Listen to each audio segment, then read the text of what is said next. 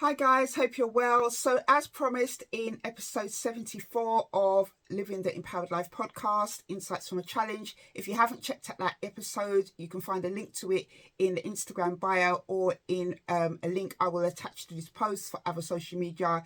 In that episode, I shared that I would tell you the outcome of a challenge, one of the challenge activities that I did in the month of September. So for those of you who don't know, I put together the Living the Empowered Life challenge for the month of September. 30 things, 30 activities for people to do to engage in living a more empowered life.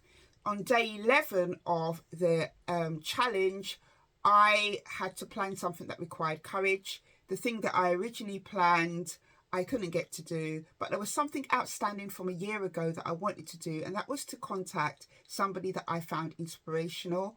And I went and bought a card, and I, did a handwritten note in my fountain pen, and went and hand delivered this card on day 18, which was to do the thing that I planned to have courage for. The person who I gave the card to, who I found inspirational, was Dame Sharon White of the John Lewis Partnership. She is the chairwoman, and I took that card down to her office in Victoria, part of Victoria I hadn't been before, and hand delivered it to her.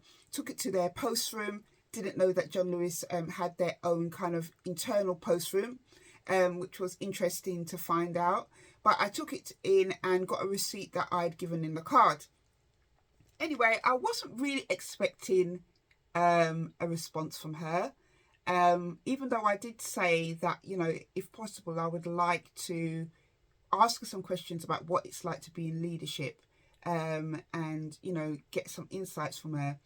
And I wasn't really expecting a response, even though I did the big ask, because as if you don't ask, you don't get. But anyway, a week later she got back to me. I think it possibly was her personal assistant, because I guess she's probably really busy.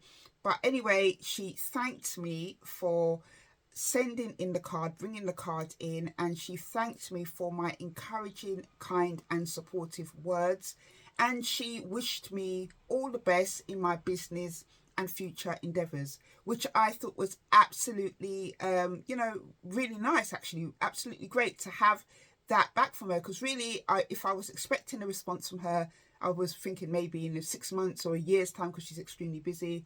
But the fact that I got back this response, even though it probably came through her PA or secretary, it still was encouraging to see that she found my words to be encouraging, and responded that she acknowledged that, I had sent this card.